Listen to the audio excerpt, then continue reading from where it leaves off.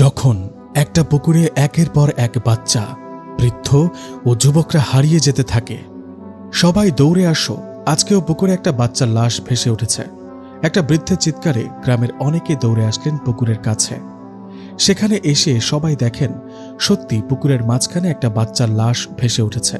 কিন্তু অবাক করা বিষয় হলো, এই বাচ্চাটি আজ থেকে 7 দিন আগে এই পুকুরে ডুবে মারা গিয়েছিল।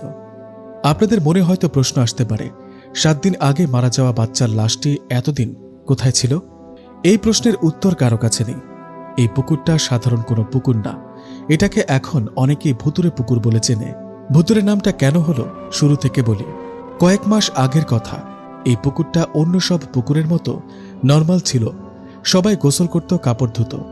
একদিন হয় কি, পুকুরে গোসল করতে নামে 2টা 6-7 বছরের বাচ্চা দুটো গোসল করে নামার পর তাদের আর খুঁজে পাওয়া যায় না। দুটো বাচ্চা এভাবে পানিতে ডুবে মারা যাবে, এটা গ্রামের অনেকেই মানতে না পেরে সবাই পুকুরে নেমে পড়ে আর ডুবে ডুবে বাচ্চা দুটোকে খুঁজতে থাকে। অনেক খোঁজাখুঁজির পর যখন তাদের কোনো খোঁজ পাওয়া যায় না, তখন চিন্তা করেন পুকুরে জাল ফেলা হবে। যেই কথা সেই কাজ, কয়েকটা জাল এনে ফেলা হয় পুকুরে। কিন্তু এবারও বাচ্চা দুটোর কোনো খোঁজ পাওয়া যায় না।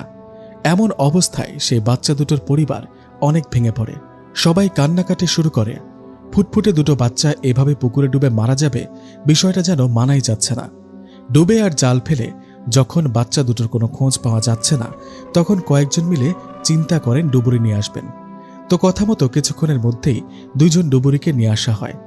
ডুবুরে সেখানে এসে পুকুরে নেমে পড়ে।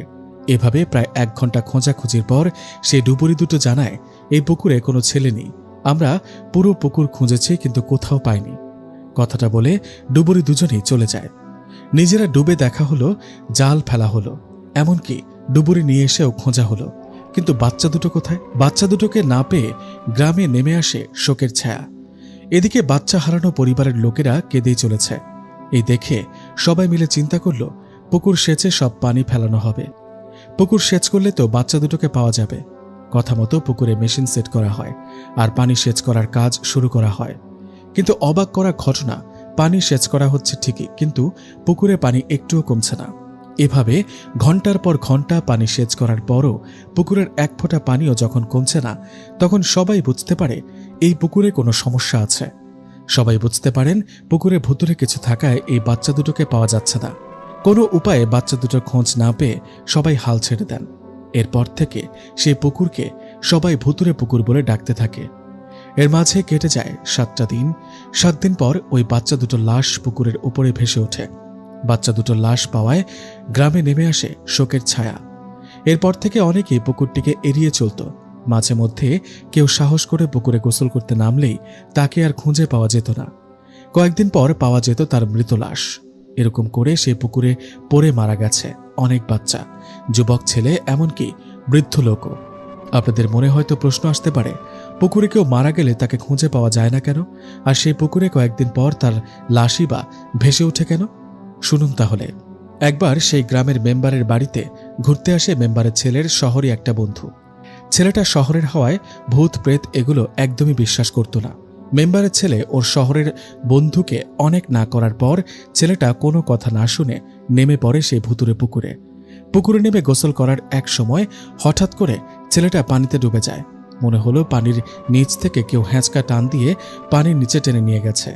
এই দৃশ্য আবার পুকুরের ওপর থেকে মেম্বারের ছেলে দেখে চিৎকার করতে থাকে। মেম্বারের ছেলের চিৎকারে আশেপাশে অনেক দৌড়ে আসে আর সব ঘটনা শোনে। মেম্বারের ছেলের মুখে ঘটনা শুনে সবাই বলতে থাকে, হায় হায়, তুমি জানো না এটা ভুতুরে পুকুর? এখানে কেউ গোসল করতে নামলে তাকে ফিরে পাওয়া যায় না। সবার কথায় মেম্বারের ছেলে বলে, আমি তো ওকে অনেকবার মানা করেছি, কিন্তু ও তো আমার কোনো কথাই শুনল না। এদিকে আস্তে আস্তে ব্যাপারটা পুরো গ্রামে ছড়িয়ে পড়ে। মেম্বার সাহেবের কানেও খবরটা যায়। মেম্বার এই খবর শোনার সাথে সাথে সেই পুকুর পাড়ে এসে উপস্থিত হন। ব্যাপারটা কেমন হয়ে গেল? শহর থেকে একটা ছেলে ঘুরতে আসছে, এখন সেই ছেলেকে যদি খুঁজে না পাওয়া যায় তাহলে তার মা বাবাকে কি জবাব দেব? কথাটা বলে মেম্বার তার কর্মীদের হুকুম করে, এই যাও, জাল নিয়ে আসো, ডুবুরিকে খবর দাও। মেম্বার সাহেবের এমন কথায় গ্রামের অনেকে মেম্বার সাহেবকে বলেন, মেম্বার সাহেব, ডুবুরি ডেকে কোনো লাভ নেই, জাল ফেলেও কোনো লাভ হবে না, আসল ব্যাপার অন্য কোথাও। এই বলে সবাই মেম্বার সাহেবকে ঘটে যাওয়া সব ঘটনা খুলে বললেন। মেম্বার সাহেব যে এই বিষয়টা একদমই জানত না তা কিন্তু না। একটু একটু জানত। যাই হোক, তাহলে উপায়? মেম্বার সাহেবকে চিন্তিত দেখে অনেকেই বললেন, মেম্বার সাহেব, আপনি বরং কোনো হুজুর বা কবিরাজ নিয়ে আসেন, কারণ এখানে ভুতুরে কোনো ব্যাপার আছে। সবার কথায় মেম্বার আর কথা না বাড়িয়ে কয়েকজনকে বললেন একজন কবিরাজ নিয়ে আসতে। মেম্বারের কথায় কয়েকজন গিয়ে বেশ কিছুক্ষণ পর একজন কবিরাজকে ডেকে নিয়ে আসলেন।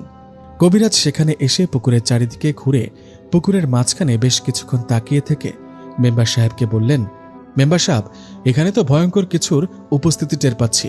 সত্যি বলতে আমি এই কাজ করতে পারবো না, আপনারা অন্য কাউকে নিয়ে আসুন।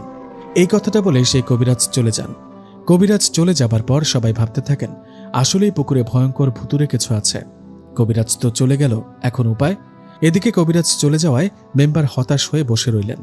মেম্বারের এমন অবস্থা দেখে গ্রামের এক মুরব্বী বললেন, মেম্বার সাহেব, আমার জানা এক হুজুরের খোঁজ আছে। উনি একজন পীর, তিনি খুব ধার্মিক মানুষ। উনি সাধারণত কোথাও যেতে চান না, ওনার বাসা অনেক দূরে। আমার মনে হয় ওনাকে নিয়ে আসতে পারলে সমস্যা সমাধান হবে। লোকটার কথায় মেম্বার চিন্তা করলেন উনি নিজে যাবেন সেই বড় পীর সাহেবকে নিয়ে আসতে। যেই কথা সেই কাজ। মেম্বার কয়েকজনকে সাথে করে নিয়ে রওনা করেন সেই পীর সাহেবের উদ্দেশ্যে। এভাবে কেটে যায় একটা দিন।